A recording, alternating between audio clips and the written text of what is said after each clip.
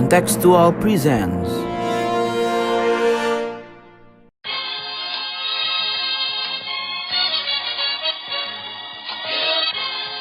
Sondern wir stapeln uns unseren Staat!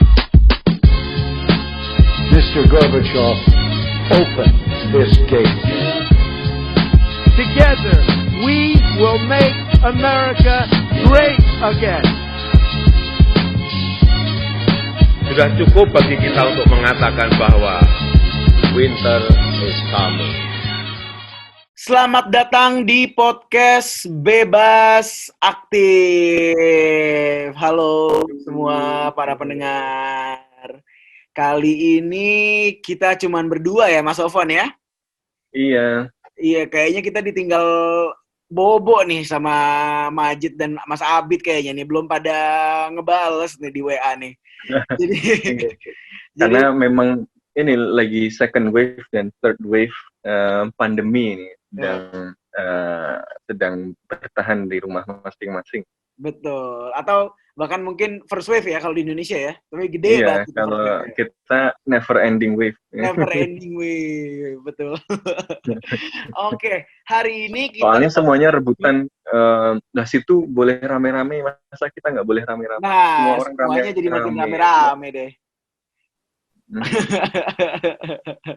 Oke, by the way, di episode kali ini kita bakal ngomongin soal ini isu yang sensitif sih sebenarnya. Kita bakal ngomongin soal exile atau mungkin bahasa Indonesianya exile ya, atau pengasingan lah ya mungkin kita lebih familiar.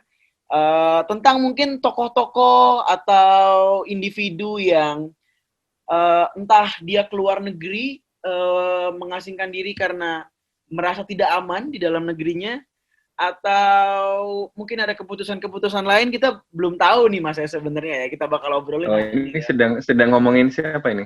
Banyak. Tidak hanya yang baru Kita saja ngomongin pulang kemarin. banyak ya. Iya, tidak hanya yang baru saja pulang kemarin. Ada beberapa orang lain yang bahkan juga masih ada di pengasingan ya, dan mungkin kita juga tahu banyaknya tokoh-tokoh gitu kan yang diasingkan dari negara kita ataupun dari negara lain, ya, mereka mengasingkan diri. Cuman sebenarnya banyak juga loh orang-orang normal gitu, ordinary people gitu yang mereka mengasingkan diri aja mungkin karena nggak aman atau karena ngerasa lebih nyaman di tempat lain gitu kan. Jadi Ya, karena ditagih beasiswanya juga ada. nah, iya itu juga. Jadi banyak lah ya dinamika orang memutuskan untuk mengasingkan dirinya ke negara lain. Nah, itu yang bakal kita bahas di episode kali ini. Jangan kemana-mana, tetap di podcast Bebas Aktif.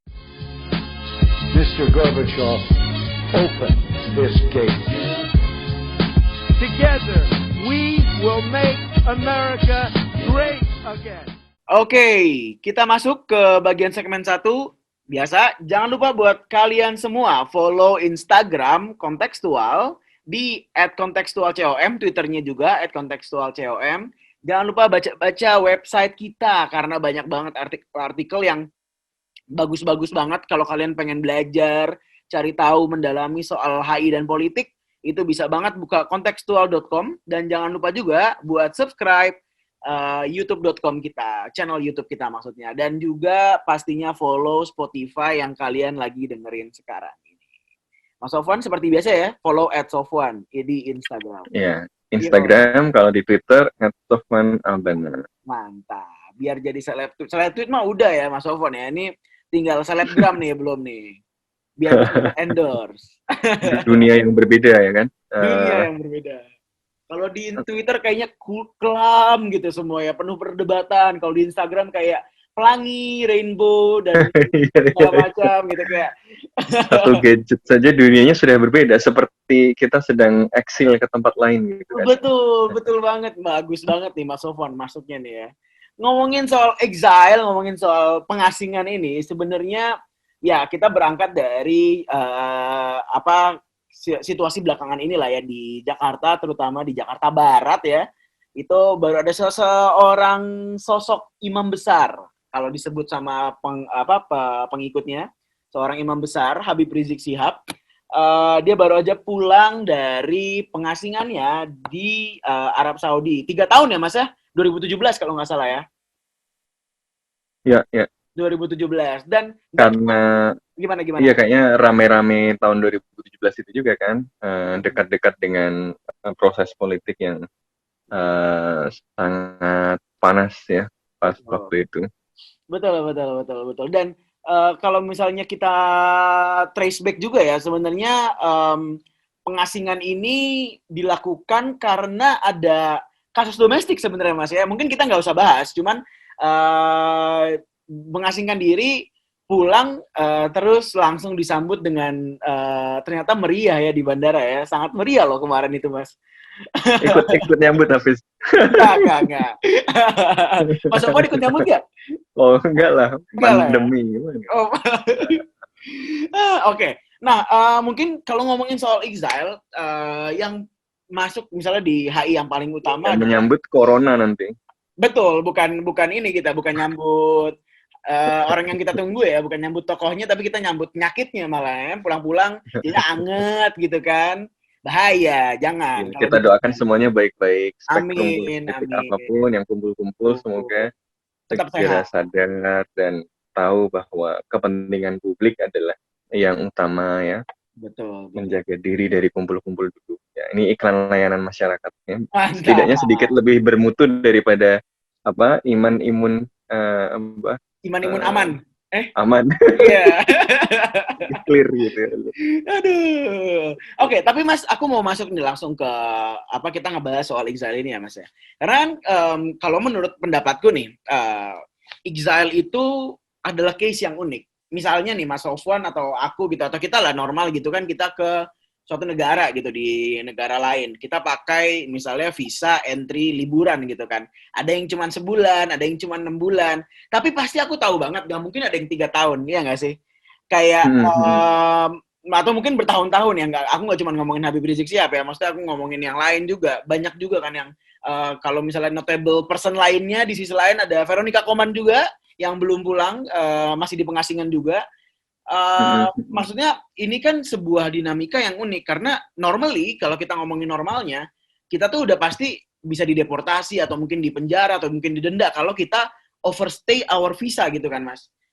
Nah, untuk case-case kayak exile ini sebenarnya kok bisa sih, Mas? Nah, apa sih yang sebenarnya mereka lakukan untuk bisa bertahan? Apalagi kalau ya pengasingan ini lawannya emang bener negara, Mas. Maksudnya, ya gitulah yang dihadapi memiliki legitimasi gitu. Gimana tuh, Mas? Jadi exile ini kan sebenarnya bukan fenomena baru ya dalam politik dan politik internasional. Kalau kita lihat Indonesia sendiri sebenarnya adalah sebuah negara yang didirikan oleh eksil-eksil, ya, Iya, yang baik yang eksil secara sukarela maupun dulu ya dieksilkan oleh kekuatan kolonial ya kan. Hampir semua tokoh nasional yang berperan dalam masa-masa kemerdekaan ya kebanyakan pernah mengalami sebagai eksil ya kan. Ada di Digul yang kemarin rame-rame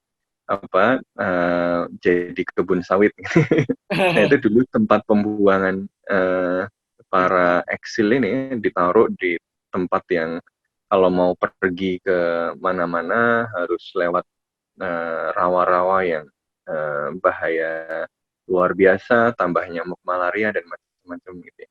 Tapi ada juga mereka yang kemudian pergi ke banyak tempat di luar negeri. Ada Tan Malaka yang pindah-pindah dari satu negara ke negara lain ya, bahkan ikut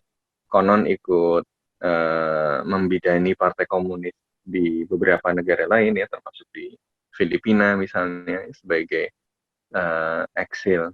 Pemberontakan tahun 1926-27 itu kan diputuskan oleh pimpinan domestik PKI, tapi pas dibawa ke luar pimpinan yang eksil ini keberatan. Akhirnya nanti ada kekacauan koordinasi kan, ada Tan Malaka menolak sampai nulis soal masa aksi ya. Tapi Alimin sama Musuh ngotot akhirnya bawa ke Rusia dan macam-macam. Jadi memang ya sejak awal bahkan sebelum Indonesia merdeka ini ya fenomena eksil ini ya bagian dari aktivisme politik, bagian dari aktivitas politik internasional. Jadi kalau secara konseptual, kita mengenal istilah eksil ini kan ya ketika kita mengidentifikasi wilayah politik di mana si individu ini seharusnya berada dan wilayah politik di luar itu ya kan.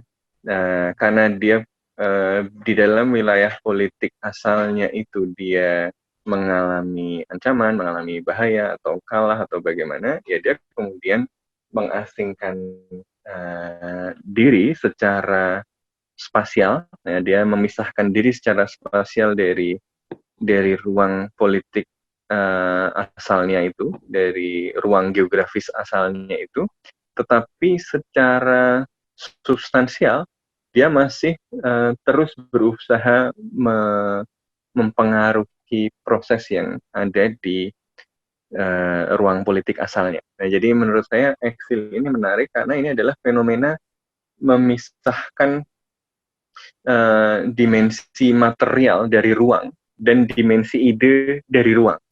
Jadi seorang eksil ini dia memisahkan fisik dirinya dari ruang politik asalnya, ya, karena banyak macam-macam alasan. Dia kalah perang, dia diusir atau dia diasingkan, bisa macam-macam. Jadi secara fisik ini dia terpisah.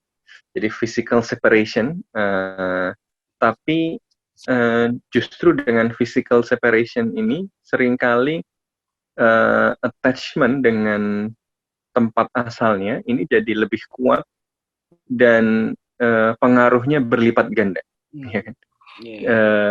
Karena kemudian ketika dia dieksilkan paksa atau tidak paksa, dia di luar. Yang dipisah itu hanya tadi physical separation tadi, tetapi secara substansial, secara ideasional, secara gagasan, attachment-nya malah makin kuat. Ya. Soekarno diusir, diasingkan, diintern ke ND, malah nemu Pancasila. Dia malah menggali nilai-nilai nasionalisme, ya kan? Dan tokoh-tokoh bangsa yang lain, tidak hanya di Indonesia, itu Gandhi gitu ya, dia menemukan semangat nasionalisme India, anti kolonialisme ya ketika dia justru di Afrika Selatan, dan Chiang Kai-shek, tokoh-tokoh nasionalis Cina dan seterusnya, ini juga banyak kaitannya dengan pengalaman mereka di luar tanah airnya sendiri. Jadi karena dengan berada di luar, ikatan dengan yang ada di dalam malah lebih kuat. Betul. Sederhana aja. Kalau Hafiz pernah nanti kuliah atau kerja di luar negeri gitu ya, orang yang tadinya nggak pernah repot-repot belajar main angklung jadi main angklung, itu wajib tuh. Pasti semua mahasiswa yang ke luar negeri minimal belajar angklung, ya kan? Oh iya. Kalau kata Twitter sekarang Indonesian Dream kan, kuliah di UI, ITB, UGM, terus LPDP. Nah, pas LPDP kuliah di luar negeri, tampil di Indonesian Night pakai nyanyiin angklung gitu kan. Pulang nanti jadi kerja di MNC atau di making impact dia kalau bahasanya di public service ya dan seterusnya. Nah, tapi anyway, yaitu ketika kita berjarak secara geografis, itu ikatan emosional malah justru semakin kuat kadang-kadang. Karena ketika kita berjarak secara geografis, tapi dekat secara emosional, yang ada di orang-orang yang kita tinggalkan, atau di kita sendiri terhadap orang-orang yang kita tinggalkan, itu adalah satu ide tertentu yang ada di kepala kita gitu. Kalau kita berdekatan, kita itu melihat baik buruknya sekaligus, ya kan. Tapi kalau kita berjauhan, imajinasi kita tentang si tokoh ini adalah imajinasi yang kita harapkan, kita bayangkan, kita idealkan di dalam konteks politik yang sedang kita tempati. Inilah kenapa kemudian para eksil ini biasanya menjadi simbol perlawanan yang kuat. Ya karena dia secara geografis dipisah, dia secara ideasional malah jadi lebih dekat, karena kemudian dia tidak hadir sebagai figur yang kompleks, dia hadir sebagai satu figur yang merepresentasikan satu gagasan tertentu gitu ya. Makanya semua yang anti Pahlavi misalnya, semuanya jadi menyambut kehadiran Ayatullah Khomeini, ya kan? Semua yang anti penguasa yang membuat seseorang jadi eksil gitu ya, itu tiba-tiba jadi merayakan seseorang yang eksil ini ketika dia pulang, padahal belum tentu sebenarnya punya persetujuan dengan segala aspek dari si orang ini. Jadi ketika mereka menyambut seorang eksil, yang disambut itu sebenarnya bukan individu si eksil, tetapi idealisasi tentang idealisasi atau tentang satu figur yang dianggap sebagai representasi perlawanan terhadap apa yang mereka juga sedang lawan gitu. Benar.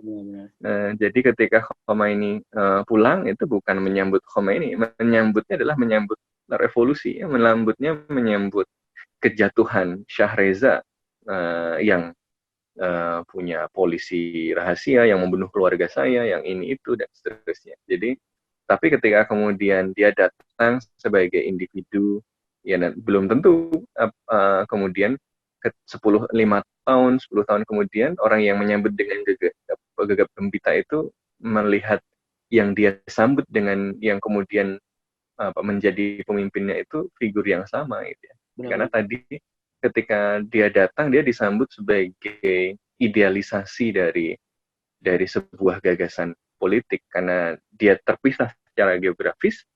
Jadi yang muncul di kepala orang-orang yang menyambut adalah ya gagasan idealnya itu, figur idealnya itu, figur gagasan politiknya itu, bukan individunya bukan individunya ansih. Jadi ada dua hal tadi, pemisahan geografis itu menciptakan kedekatan apa istilahnya, kedekatan spiritual,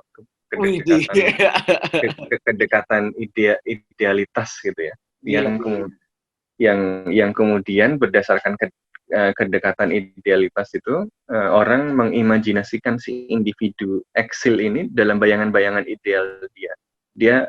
Si individu eksil ini adalah representasi dari gagasan besar tertentu. Jadi ketika dia datang, yang datang bukan si individu, tetapi gagasan besar itu. Mimpinya ya.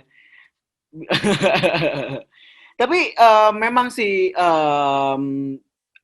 ini juga yang kalau misalnya kita belajar di level di HI gitu ya, belajar kita paham jadinya bahwa ini yang membedakan eksil dengan migran misalnya atau pencari suaka gitu kan, karena biasanya migran dan mencari suaka akan keluar tanpa ingin lagi menengok ke belakang gitu kan, dia ingin mencari tempat lain, mungkin di suatu masa depan dia berharap bisa pulang lagi gitu ya, tapi mereka tidak keluar untuk berusaha mempengaruhi spasial yang mereka tinggalkan, and at the same time mereka keluar juga berusaha untuk mencari tempat tinggal yang lebih permanen, yang sifatnya memang ya udah gue tinggalin itu, nanti mungkin kalaupun gue balik mungkin entah berdekade-dekade dari ketika dia keluar. Jadi itu yang membedakan antara exile dengan migran. Mungkin tepatnya political exile ya. Political exile, betul. Kalau migran biasa dia memisahkan diri secara geografis dan kadang memisahkan diri secara ideasional juga gitu. Jadi, ya sudah, saya sudah kecewa sama negara ini, saya mencari harapan baru di tempat lain ya. Saya cari rumah baru ya. Kalau political exile saya pergi untuk kembali. saya pergi, tapi attachment kepada negara yang menjadi ruang politik asalnya ini malah justru semakin kuat. Karena saya terpaksa pergi karena saya memperjuangkan sesuatu ya kan. Saya pergi karena kondisi politik tertentu.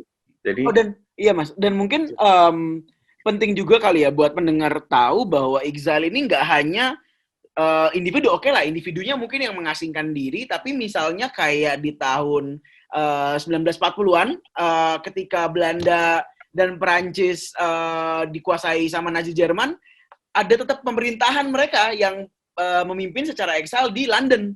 Jadi not necessarily pengasingan diri yang dilakukan ini atas nama individu aja, tapi juga bisa jadi bahkan satu negaranya kepemimpinannya pindah gitu Mas ya ke negara lain gitu kan, selama memang dia legitimate dianggap sebagai pemimpin yang mungkin sebelumnya ruling wilayah tersebut.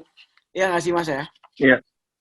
Ini jadi Indonesia memang cerita tentang eksil ini, bahkan nggak cuma Belanda mengeksilkan tokoh-tokoh pergerakan nasional di zaman Gubernur Jenderal De Jonge itu, tapi bahkan atau juga bahkan dari zaman Diponegoro kan juga dieksilkan. Betul. Ya di tapi bahkan pemerintah Belanda sendiri pernah eksil.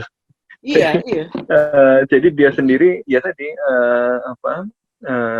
pernah dijajah Prancis kan, waktu Prancis masuk ya, Raja Prancis kemudian menjadikan mendirikan negara boneka ya. Awalnya sebelum negara boneka Hollandia itu ada Republik Bataaf yang didirikan oleh kelompok-kelompok oposisi. Kelompok oposisinya ini eksil-eksil juga. Jadi Raja Belanda Willem V kalau nggak salah, nanti dicek di buku sejarah, ini agak otoritarian lah. Banyak oposisi ditindak dengan keras, akhirnya banyak yang kabur, termasuk kabur ke Perancis. Salah satunya Daendels. Iya. Nanti eksil yang namanya Daendels ini, dia melihat langsung revolusi Perancis, dan dengan revolusi Perancis ini, ketika revolusi Perancis berhasil, ya kemudian mau mengekspor revolusi, nanti dipimpin sama Napoleon, nanti si Daendels ikut menyerang Belanda, dan akhirnya akan menjadi salah satu pejabat ya di Belanda, baik di zaman Bataaf maupun setelah ada negara boneka Belanda yang didirikan oleh Prancis, karena Republik Bataaf dianggap terlalu otonom gitu. Nah, jadi pernah ada government in exile dari Belanda yang kemudian basisnya di Inggris, karena Inggris dulu sekutunya Belanda, makanya kemudian si pemerintah Belanda ini menyerukan supaya possession dari Belanda yang ada di luar negeri, seperti di Hindia, ini tidak jatuh ke tangan Prancis, tapi diserahkan kepada Inggris. Makanya kan nanti sempat ada ya perang kan antara Belanda dan Inggris. Ya, Belanda yang di Hindia Belanda ini yang ditunjuk sama Napoleon, yaitu si Daendels tadi. Ya, Daendels ini kan Belanda yang pro Prancis. Yang menguasai Belanda, sekaligus yang memulai pembangunan negara kolonial di Indonesia. Jadi negara kolonial Indonesia itu juga dimulai dari seorang eksil Belanda yang kabur ke Prancis, pulang kembali menaklukkan Belanda, lalu diutus sama Prancis untuk ke Indonesia atas nama Belanda. Agak ruwet memang cerita. Agak ruwet. Intinya Prancis, Daendels adalah mewakili Prancis yang menjajah Belanda, gitu ya. Ya, dia mewakili Belanda yang berada di dalam pengaruh Prancis. Gitu. Betul. Sebagai gubernur Belanda dijajah Prancis, Mas ya. Prancis, ya. Yoi. Yang kemudian dia melawan Inggris, ya kan? Iya, betul. Karena Inggris sebenarnya mewakili pemerintahan Belanda yang dieksil, gitu. Keluarga Oranye, Von Orange yang musuhnya Daendels dan kawan-kawan itu, yang oleh Prancis dikalahkan. Sebelum kalah, rajanya sudah kabur dulu ke Inggris. Tapi Mas, posesi dari Belanda kasih aja semua ke Inggris biar nggak jatuh ke Prancis, kira-kira gitu. Jadi agak ruwet. Jadi Daendels ini melawan Inggris untuk Prancis, melawan Inggris yang mengatasnamakan pemerintah eksil Belanda gitu. Jadi tidak sesimpel Belanda lawan Inggris gitu. Oke. Mas, tapi Mas, aku yang penasaran, dan mungkin pendengar juga penasaran adalah, kan kalau someone in exile, kita tadi aku sempat nanya juga sih soal legitimasinya. Apakah memang dia dilindungi sama, biasanya kan ada yang melindungi kan, memberikan hak imun gitu kan, ke orang yang lagi diasingkan gitu, karena dia mungkin melawan otoritarian atau mungkin melawan pemerintah negara asalnya lah. Tapi yang menarik adalah ketika government in exile ini, berarti kan ada dua legitimasi yang berbeda kan. Ada yang di exile, ada yang ruling di spasial gitu kan. Nah itu memang coraknya ada oposisi dan dari exile tapi yang memiliki legitimasi tetap yang menguasai spasial, atau sebenarnya malah yang spasial aslinya itu tetap yang orang ya tadi yang lagi government in exile yang sebenarnya menguasai wilayah spasial tersebut. Maksudnya ini kan sangat dinamis ya, dan mungkin nggak terbayang di kita yang mendengar ini karena relatively kita cukup ya stabil lah ya, meskipun bisa diperdebatkan juga kata stabil itu, cuman ya kita cukup stabil, kita tahu sekarang dari tahun 45 ya udah ada Indonesia gitu. Nah, itu gimana sih Mas kita memandang dinamika dari dua entitas ini? Apa kita harus tunduk gitu dengan yang lagi menguasai di wilayah tersebut, atau kita tetap harus loyal dengan yang lagi diasingkan, atau gimana tuh Mas? Sebenarnya tipologi political exiles atau government in exiles ini juga macam-macam. Ada yang in exiles karena dia pilihan gitu, melihat realitas politik tertentu, dia preemptively exiling himself atau themselves gitu kan, sebelum kejadian. Ada juga yang dieksilkan oleh kekuatan yang kemudian dominan, misalnya gini, kalau kayak Belanda tadi yang kabur ke Inggris, dia sebelum pasukan Prancis itu menaklukkan Amsterdam, dia sudah kabur dulu ke Inggris dan declaring government in exile. Tapi ada juga peristiwa ketika misalnya Pangeran Diponegoro lewat proses perundingan yang licik kemudian ditangkap, dia sama Belanda di-exile jadi Belanda yang meng-exile ke tempat lain gitu. Seperti juga tokoh-tokoh lain juga gitu kan, ketika mereka ditangkap, tokoh pergerakan itu ditanya gitu, kalian mau di-exile ke wilayah yang masih di Hindia Belanda gitu ya, atau di-exile ke Belanda sekalian gitu kan.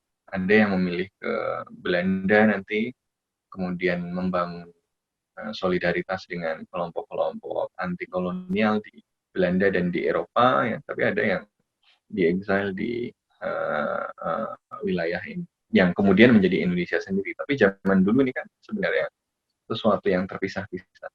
Jadi ada beda-beda juga tipologinya gitu ya. Ada yang self-exiling, ya, preemptive exiling gitu. Ada yang di-exile dan ditempatkan oleh satu kekuatan musuhnya.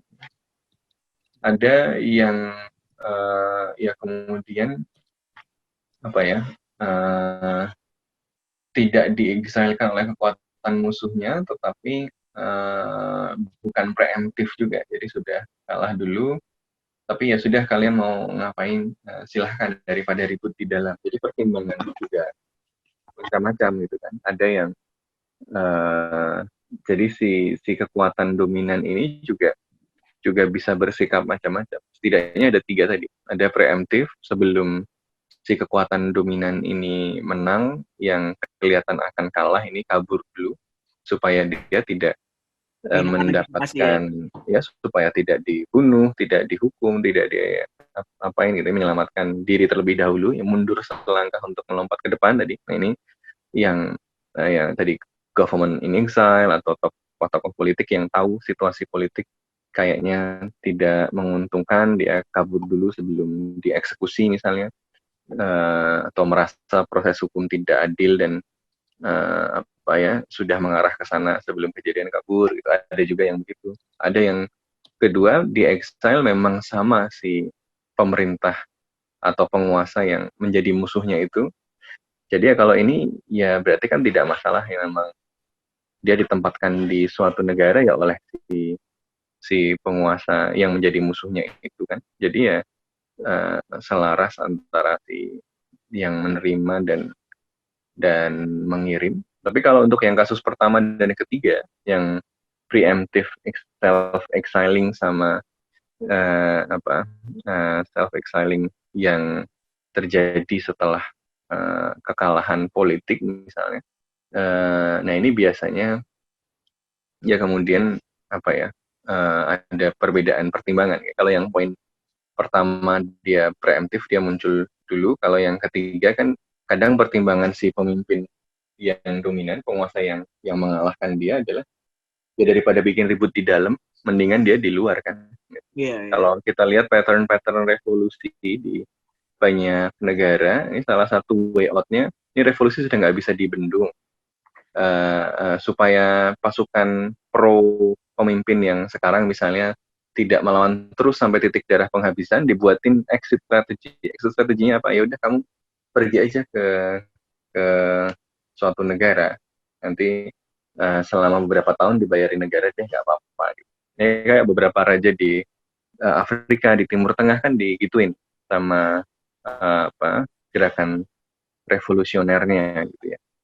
Mau didirikan republik, dikudeta ya, daripada pasukan monarkinya melawan habis-habisan terus revolusi bisa gagal atau korbannya banyak. Way out-nya ya kalian keluar negeri deh gitu, dibayarin sebentar gitu kan, biar nggak bikin ribut di dalam.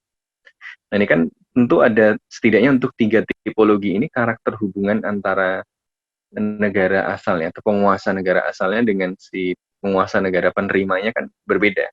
Kalau yang self exile ya, preemptive self exile ya pasti ya biasanya datang ke negara-negara yang memang ally dari si exile ini atau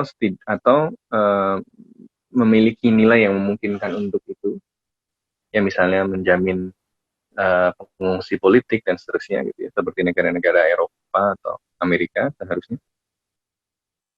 Atau ya memang musuhnya dari si negara penguasanya itu ya kan, makanya banyak exile Kuba ke Amerika Serikat, makanya Republikan kuat di beberapa segmen Latin ya kan, karena ada retorika agak Fidel Castro, jadi mendingan ke Republikan ya. Ini kan berarti dia exile ke negara yang memang menjadi lawan politik dari penguasa di tempat asalnya.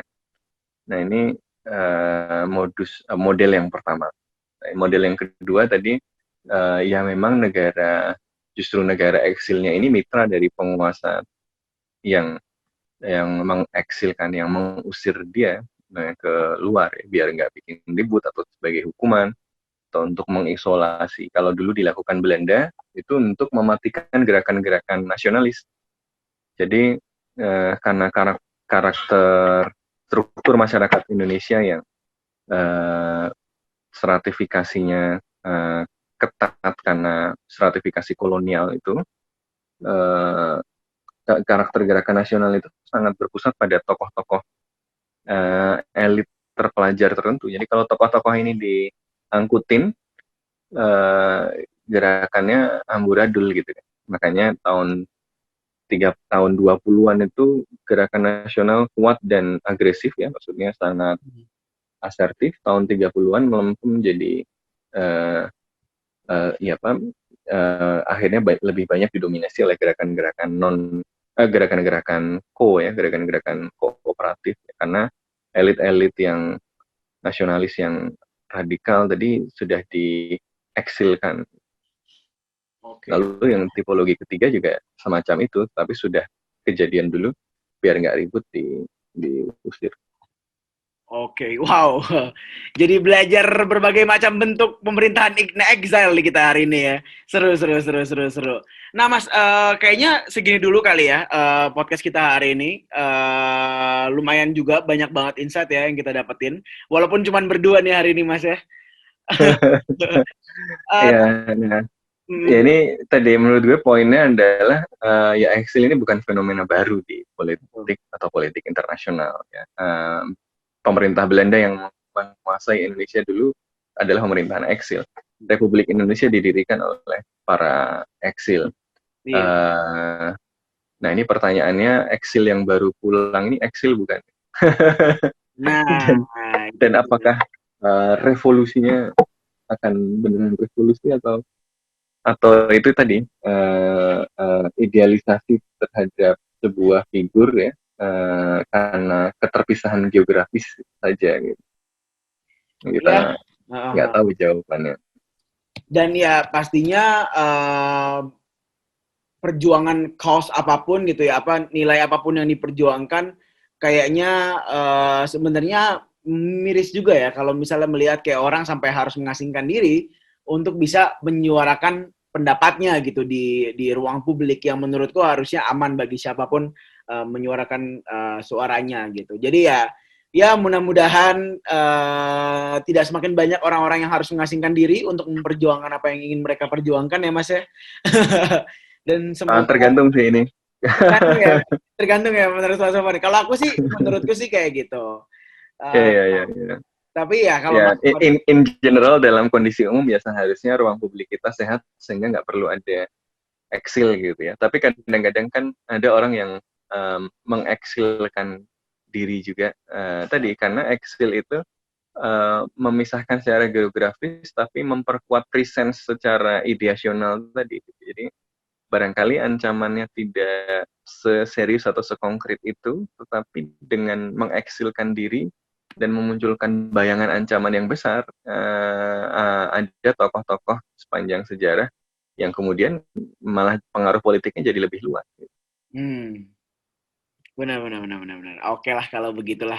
Ya dan mudah-mudahan ya jangan sampai dikecewakan gitu ya. Maksudnya yang pasti kita pasti bakal kecewa sih karena biasanya yang dibayang-bayang itu selalu lebih baik gitu daripada kenyataan yang kita hadepin. Jadi siap-siap kecewa lah kalau misalnya kebanyakan berekspektasi ya Mas ya. Gak cuman buat exile tapi buat siapapun. Ya Ya, udah. pada dasarnya kita semua kan exile. Waduh. Ketika kita kabur ke sosial media ini kan kita kan sebenarnya sedang exile ourselves from the reality. Yoi. Tapi semakin mempercepat, mempererat tautan ideasional kita dengan realitas yang ada di sekitar kita ya kan. Kita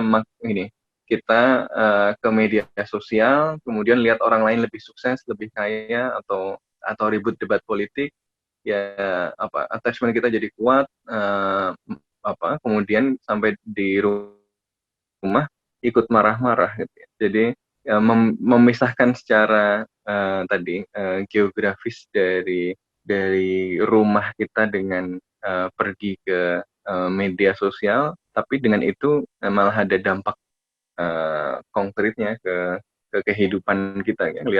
Lihat orang lain yang sebenarnya gambaran idealitas saja di Instagram sukses semua ya, di Instagram kaya semua, atau di Twitter pinter semua gitu ya.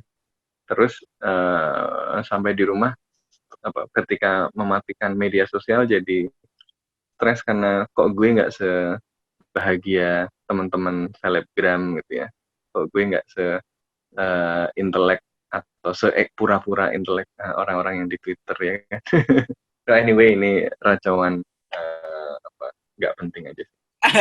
Baiklah, segitu dulu buat podcast Bebas Aktif episode kali ini. Semoga banyak yang bisa kalian pelajarin dan selalu dengarkan podcast Bebas Aktif di setiap kita ngupload. Cepat-cepat biar gak ketinggalan info-info dan analisis mendalam dari Mas Sofwan dan kita semua. Sampai di sini podcast Bebas Aktif kali ini. Sampai jumpa di episode selanjutnya. Dadah.